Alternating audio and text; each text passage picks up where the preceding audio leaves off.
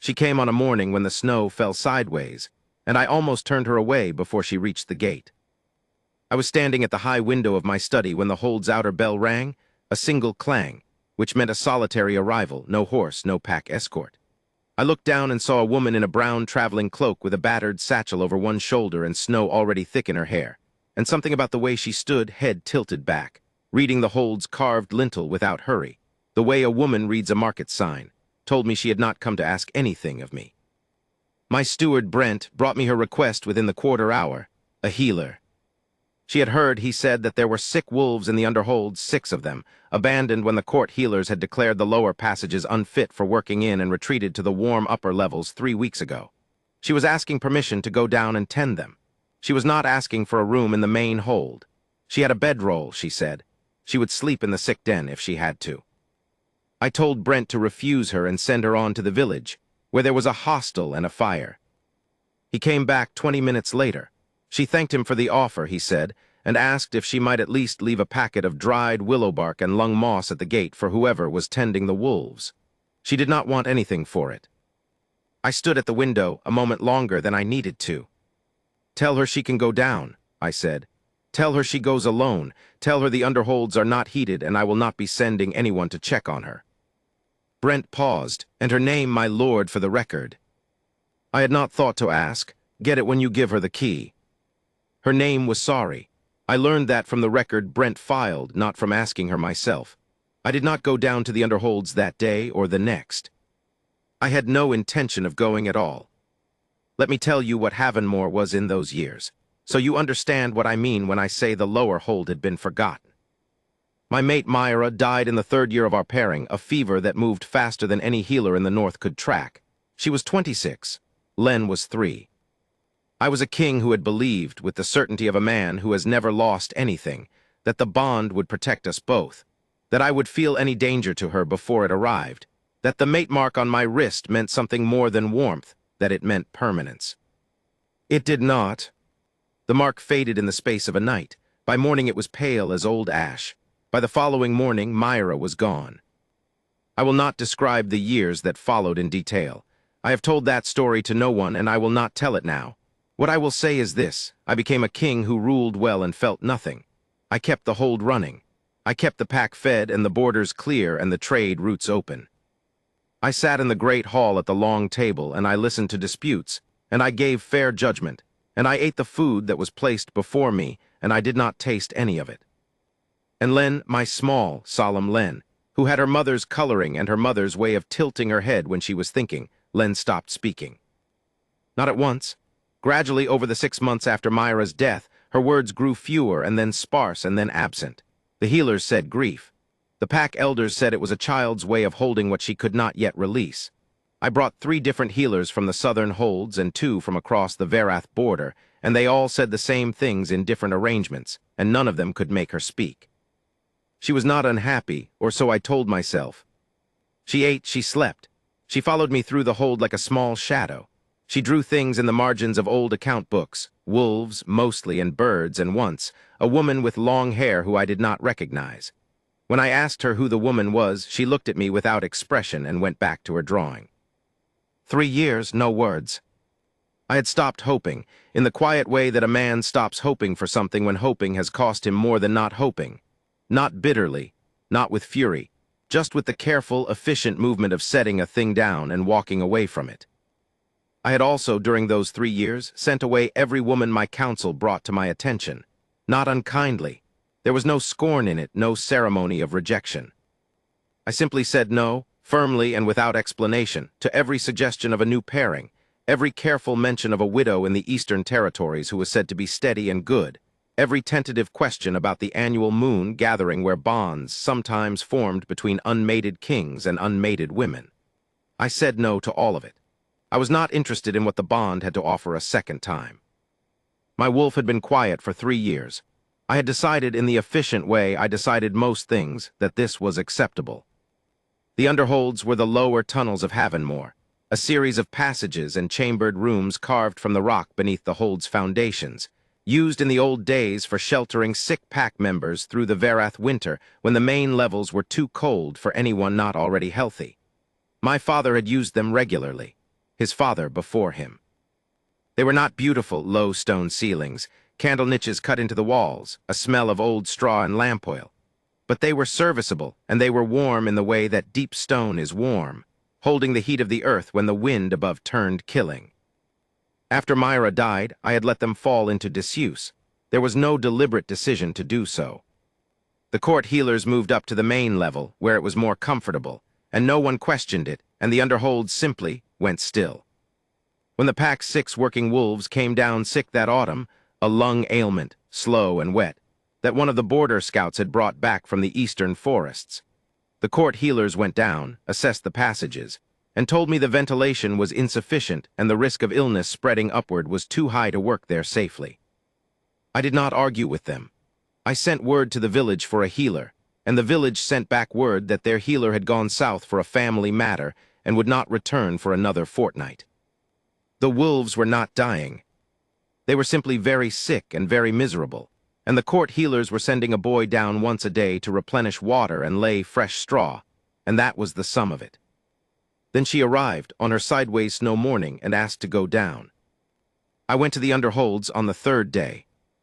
I told myself I was checking on the wolves. This was partly true. I had not heard any report from Brent on how they were progressing, which suggested either that the healer had nothing to report or that Brent had forgotten to ask.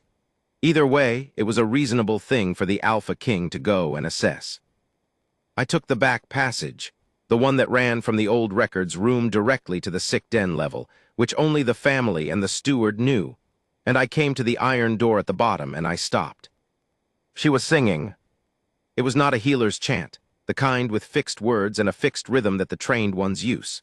It was something quieter than that, not quite a melody, more a series of sounds, low and unhurried, the kind of thing a person does when they are alone and absorbed in what they are doing and not performing anything for anyone. She did not know I was there. The door was thick iron and I had not opened it yet. I stood at the door for longer than a king has any reasonable cause to stand at a door. Then I opened it. She was kneeling beside the second wolf in the row, a big gray female named Cora, whom I had had since she was a pup, and who had been running a fever for 9 days. The healer had both hands along Cora's ribs, not pressing, just resting, and she was listening to something, not with a listening cone, just with her hands and her attention. The singing had stopped when the door opened. She looked up at me with the same expression she'd had reading the hold's lintel on the first morning, unhurried, curious, not alarmed. "My lord," she said, just that. "How are they?" I asked. She looked back at the wolves, and I had a moment to take stock of her. She was not young in the girlish way, perhaps 28, perhaps 30, it was hard to say. Brown hair braided back practically. A face that was unremarkable until she turned it towards something she was thinking about, at which point it became very attentive, very still. She was wearing a healer's working clothes, plain and heavy, not court dress. Her hands, I noticed, were steady. "Cora's fever broke this morning," she said. "The 2 grays at the far end will break in the next day or so. I think the lung moss is holding. The black male needs another 3 days at least." She paused. "He kept fighting the paste last night. You might want to come and speak to him if you have the time. He listens for a voice he knows." I was quiet for a moment. Then I walked to the far end of the den where the black male lay, and I knelt beside him and put a hand on his neck and spoke to him in the low way that works with wolves, not words exactly, more a tone, a frequency of calm. He stopped panting. His ears settled. "What is his name?" she asked from behind me. "Dorn," I said. "Dorn," she said it carefully, the way one says a name one intends to remember. "I'll use it." I stayed perhaps 20 minutes. I did not tell her she was doing well. I did not tell her anything at all beyond Dorn's name and a warning that the candle supply in the 3rd niche was running low. She thanked me for both. When I left, she was already back beside Cora, not watching me go. I went back the next day, and the day after that. I do not know exactly when Len began going down.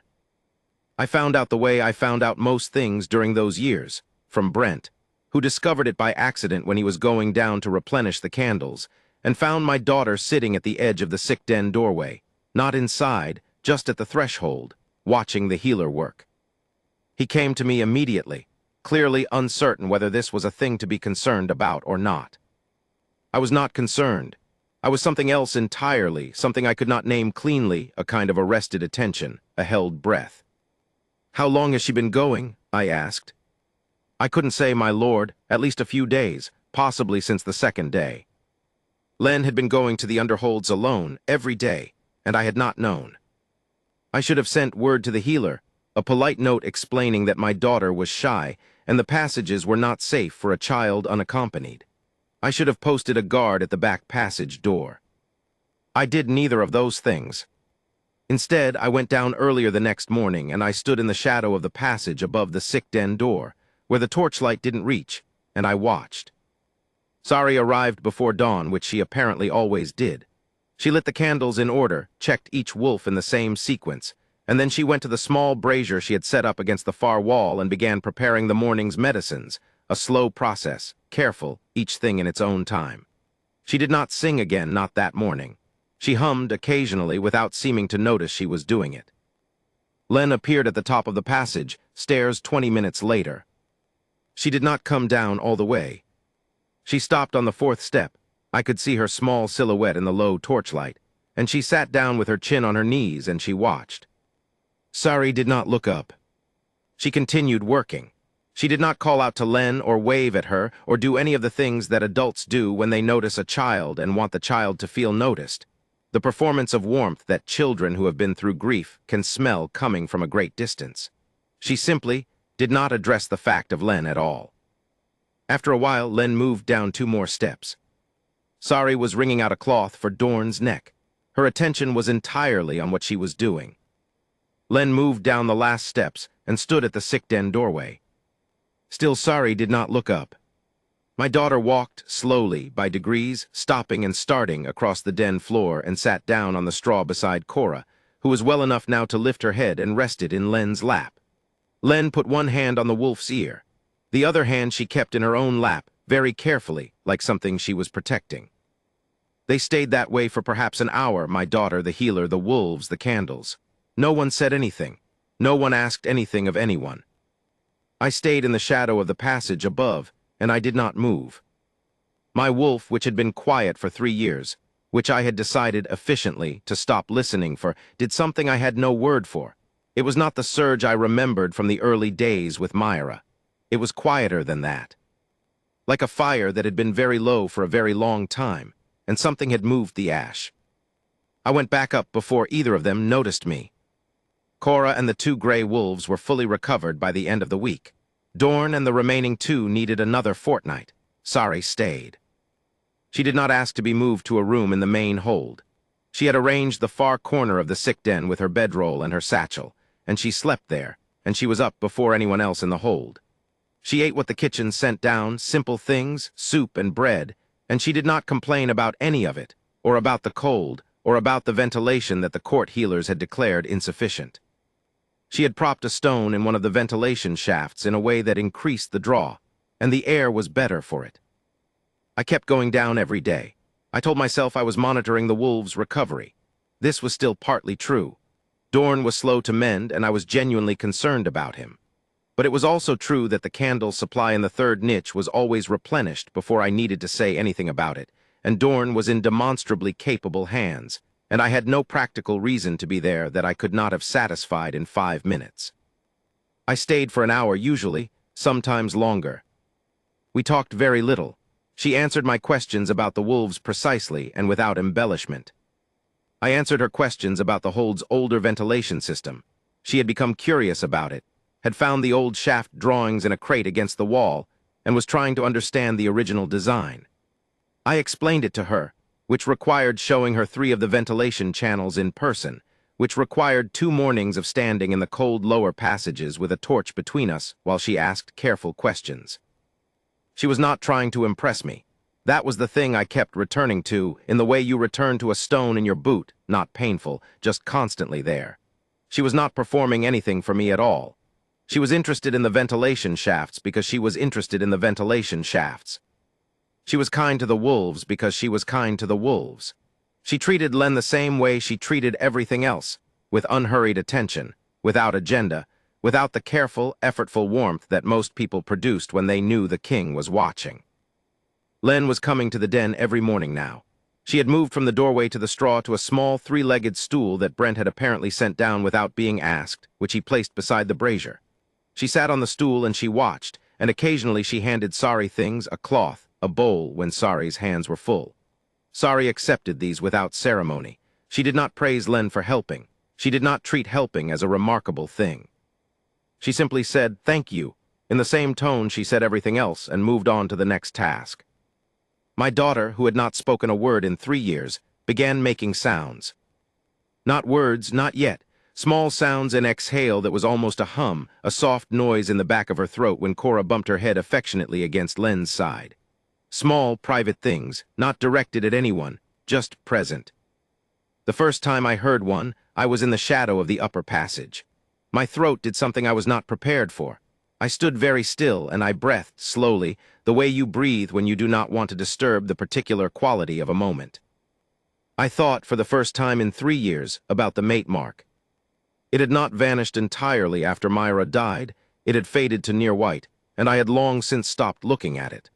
But that evening in my study, I pushed back my sleeve. The mark was not white anymore. It was pale, barely there, the faintest sketch of the original, but there was color in it, warmth where there had been none. I put my sleeve back down, and I sat very still for a long time.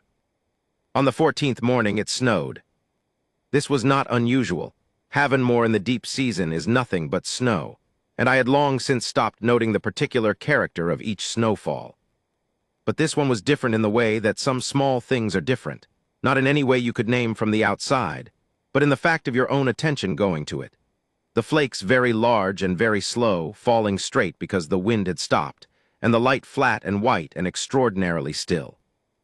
I was in the courtyard for a specific reason. Brent had told me that one of the hold's outer drainage channels had frozen, and he needed my direction on whether to use the heating stones or the old manual method. It was a 10-minute matter. Sari was in the small yard adjacent to the sick den entrance, a stone-flagged square that in the summer held the herb-drying racks, in the winter used for nothing. She was there because she apparently went there every morning before going down to the den, in the same way that some people need a specific kind of air before they can begin a day. I did not know Len had followed her.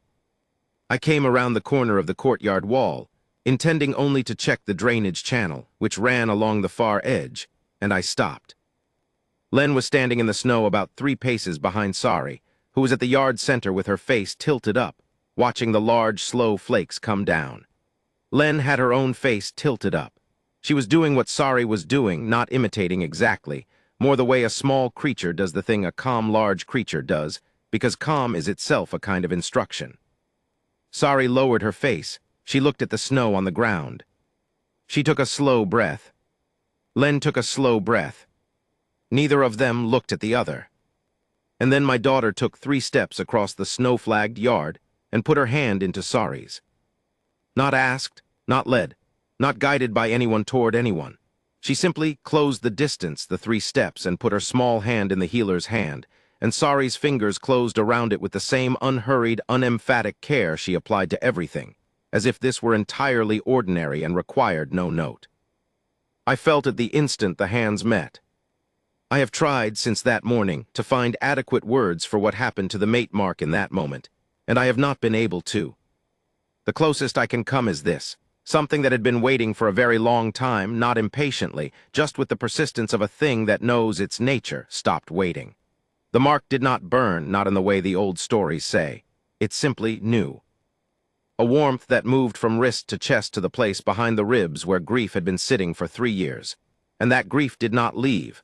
But something came alongside it that was much larger and much steadier, and the grief became, for the first time, a thing that could be carried rather than a thing that carried me. My wolf rose, fully, quietly, without urgency, the way a wolf rises when it has been sleeping and has woken to something right. I stepped out of the shadow of the courtyard wall. Sari saw me first. She did not startle. She looked at me with the same reading expression she'd had at the lintel on the first morning, and at the ventilation shaft drawings and at Dorn's fever chart, and she did not let go of Len's hand. Len felt the change in the air the way children do, not understanding it, just registering that something had shifted. She turned her head and looked at me, and said clearly, In her own voice, the voice I had not heard in 3 years, which was exactly as I remembered it, and also nothing at all like I remembered it because memory is a poor keeper of real things. A single word. Warm. She was not looking at me when she said it. She was looking at Sorry. Then she looked at me again, with the same expression she used when she wanted me to understand something she did not have other words for. The expression that said, simply, see. I went down to one knee in the snow. I'm a king and I do not kneel easily, and I did not think about it. My body made the decision before my mind had finished understanding what was happening. I was at eye level with my daughter and I was looking at her, and she was looking at me, and the snow was falling, very large and very slow. Then I looked up at Sorry. She was watching me with an expression I could not name, not cautious, not hopeful, not performing either of those things. Just present, the same presence she brought to everything. I have not thanked you, I said. There's nothing to thank me for, she said. She came on her own. I know, I said. That is what I'm thanking you for. She was quiet for a moment. Then she said a word. She did. Was it the first one? Her voice was careful, not careful in a guarded way, careful in the way of someone who understands that some questions have weight and does not want to drop one carelessly. In 3 years, I said. The snow fell between us. What does it mean? She asked. That she said that? It means, I said, and I had to stop, because the word in my throat was too large and too old to come out easily. It means I would very much like to know your full name, and whether you have a pack you're expected back to, and whether you would consider wintering at Havenmore, if Havenmore is not beneath what you were planning for yourself. She looked at me for a long time. Then she looked at Len, who was still holding her hand. Sorry of the Verath Road, she said. No pack and no Havenmore is not beneath me. I stood up. The mate mark on my wrist was warm enough now that I could feel it without looking. The underholds are not a fit place for a permanent room, I said. I've had worse, she said. Nevertheless, I said, you'll have a room in the main hold, a proper one with a window and a fire. She considered this. Then, with an expression that was not quite a smile, but was clearly the ancestor of one. Will there be a drainage channel dispute I'll have to come out into the snow for? I looked at her. I did not know how to do what I was doing. I had not done it in a very long time, but I had not forgotten the shape of it, not entirely. Probably, I said. The court did not know what to make of her at first. This was to be expected. A king who has spent 3 years holding every person at a careful arm's length does not arrive in the Great Hall with a healer from the Verath Road and a 7-year-old child who is smiling, quietly, to herself, in the way that children smile when they know something the adults around them are still working out, without causing a certain quality of held breath in the room. She did not perform herself for the court. She did not dress for their expectations or soften or sharpen herself in any direction to manage their assessment. She wore her healer's clothes to the first dinner, which she had apparently not thought to change out of, because she had been in the underholds all morning and come up late.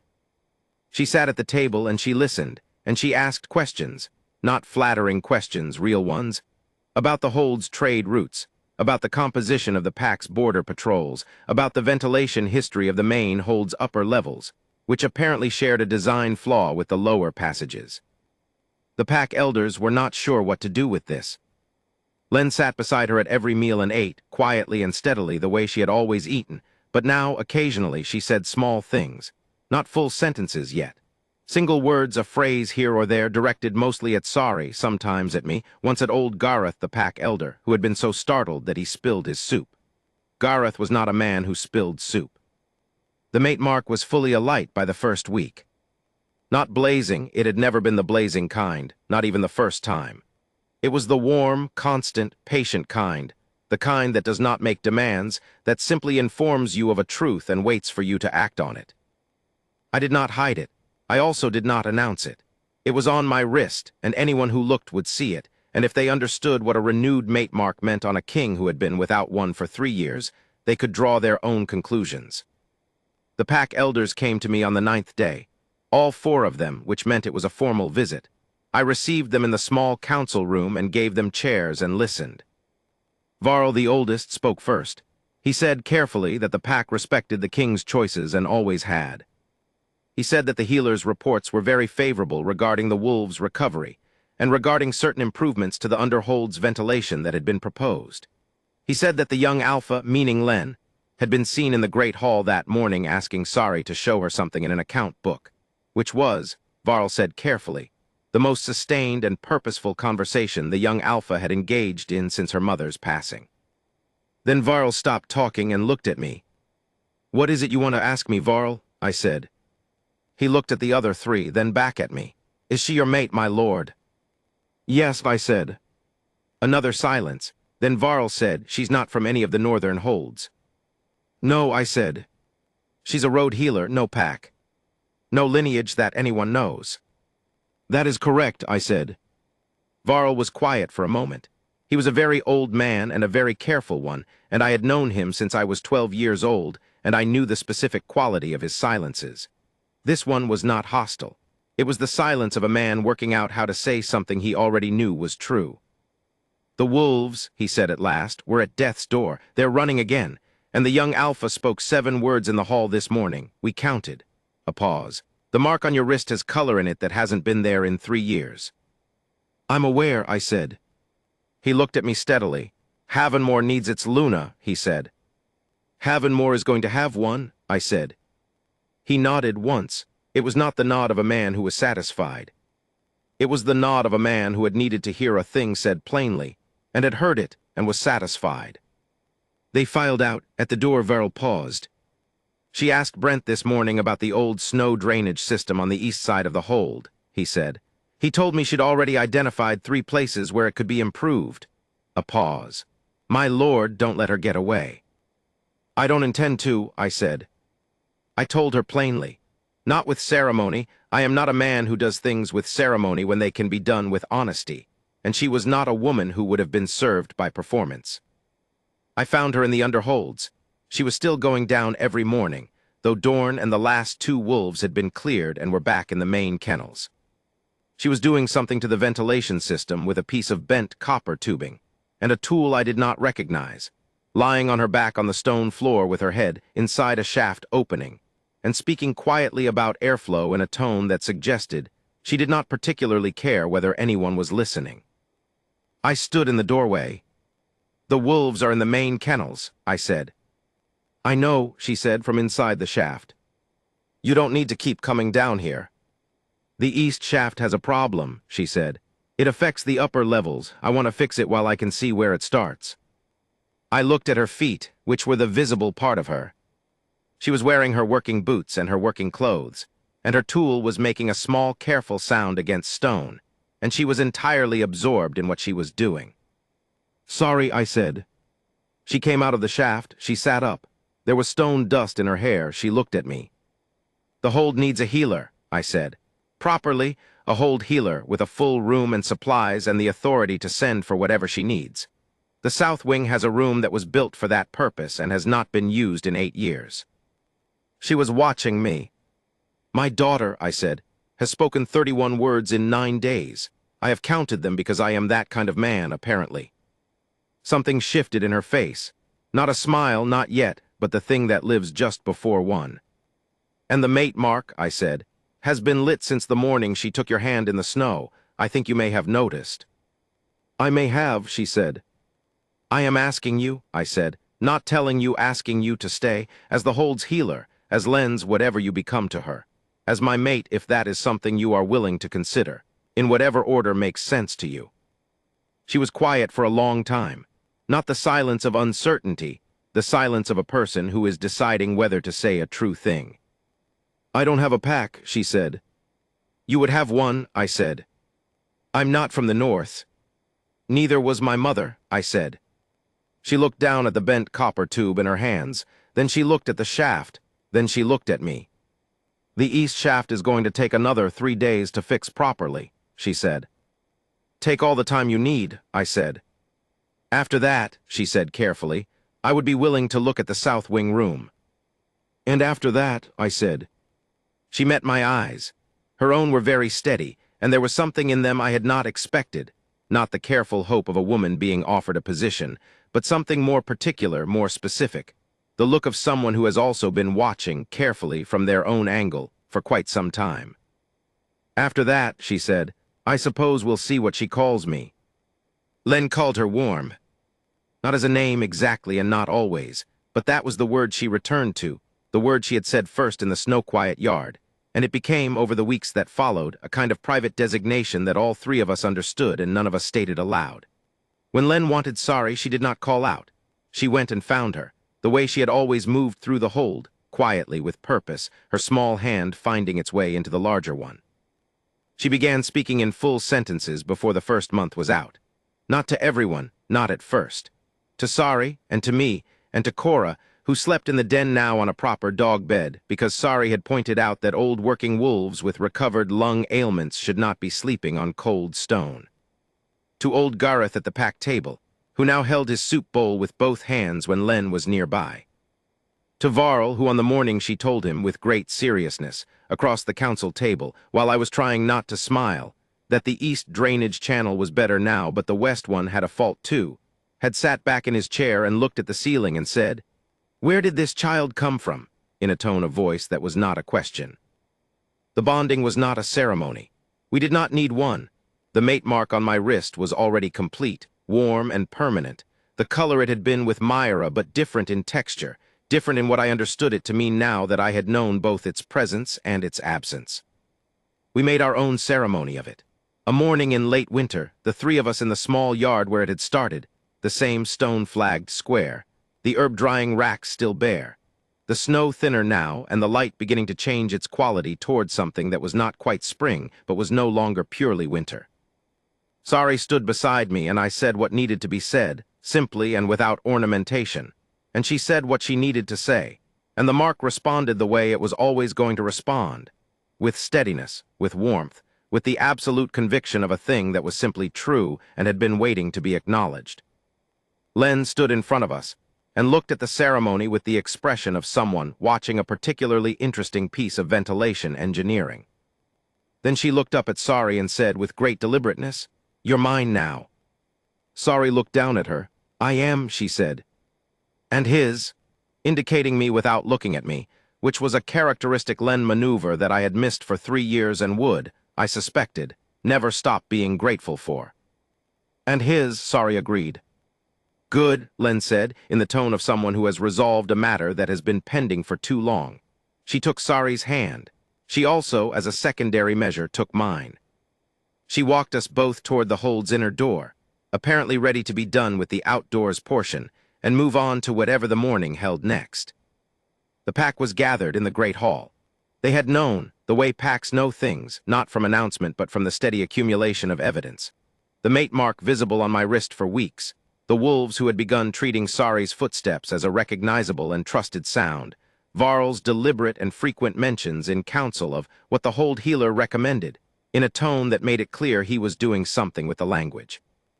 When the three of us came in through the side door, Len between us, holding both our hands, with the businesslike expression of a child who has accomplished something and is ready to acknowledge it, the hall went quiet. Not the uneasy quiet of a room uncertain about what it is witnessing. The other kind. The kind that comes when something that has been missing for a long time is suddenly, simply present. Old Gareth put down his soup bowl with both hands free. Varl, from the head of the council table, gave a single nod. And the pack, not in any dramatic unison, not in any orchestrated gesture, just one by one, beginning at the edges of the room and moving inward, dipped their heads. Sari stood very still beside me. She was not accustomed to being looked at by a room. I could feel it in the way she held herself, not afraid, just adjusting, calibrating, the same way she approached the ventilation shafts and Dorn's fever, and everything else she had not encountered before and intended to understand. I leaned down slightly. "The south wing room," I said quietly, "has a window that looks over the east courtyard." "The one with the drainage fault," she said. "The very one," I said. She looked at the room, which was still very quietly, very steadily regarding her. Then she looked at Len, who was not regarding the room at all because she had spotted Cora at the far end of the hall and had released both our hands and was already moving in that direction. "I want to look at that west channel before the thaw," Sari said. "We'll go this afternoon," I said. She was quiet for a moment. Then, Not to the room, not for anyone in particular, just to the specific fact of being in this hall with this pack, and this child's voice calling Cora's name from across the room. "All right," she said, "all right." The West Channel had 3 faults, not 1. She fixed all of them. She also found a problem with the hold's upper ventilation that no one had noticed in 4 generations, which she explained to me in careful detail over the course of 2 evenings at the council table, with diagrams, and which Varl listened to with the expression he usually reserved for treaty negotiations. Absolute focused attention, the particular respect of a man who has met something he did not expect. The wolves, all 6 of them, ran the border patrols again by midwinter. Dorn ran with them. He was not quite as fast as he had been before the illness, but he was steady, which Sari said was sometimes better. Len learned to write her name in proper letters that winter, with Sari's help. She wrote it in the margin of one of the old account books, the ones she had been drawing in for 3 years, beside the woman with the long hair she had drawn long ago, which she now announced with great certainty was Sari and had always been Sari, despite the fact that she had drawn it before Sari arrived. I did not argue with this. I am a king who rules a northern hold, and I have sat in judgment of complex disputes for 8 years, and I have never found an argument worth making against the particular certainty of a 7-year-old who knows what she knew. The mate mark on my wrist is warm. It is warm in the morning when I wake, and warm at the council table, and warm in the evenings when the 3 of us are in the great hall and Len is telling Cora something important, and Sari is reading the old ventilation surveys with the intense, focused expression she brings to everything, her boot against mine beneath the table, neither of us remarking on it, both of us very aware of it. Grief does not go away. I did not expect it to. Myra was real, and her absence is real, and nothing about the warmth of this new mark erases that, nor would I want it to. The heart is not a room that can only hold one thing. I know that now in the way you know things that have moved through you rather than around you. What I know is this. My daughter, who had not spoken for 3 years, says 17 words before breakfast now. She corrects Gareth on his soup holding. She has opinions about the wolf kennel's ventilation that are frankly sound, and she presents them in the council sessions with a composure that makes Varl look pleased in a way he would never admit to. And every morning before the hold wakes, Sari goes to the small yard with the herb-drying racks and stands in whatever is falling from the sky, snow or sleet, or the thin pale light of a winter almost done, and takes a slow breath. And every morning my daughter appears at the yard's edge and takes 3 steps across the stone and puts her hand in Sari's hand. And I watch from the doorway where the light is just beginning, and I do not think about what I almost sent away. I think about what I did not.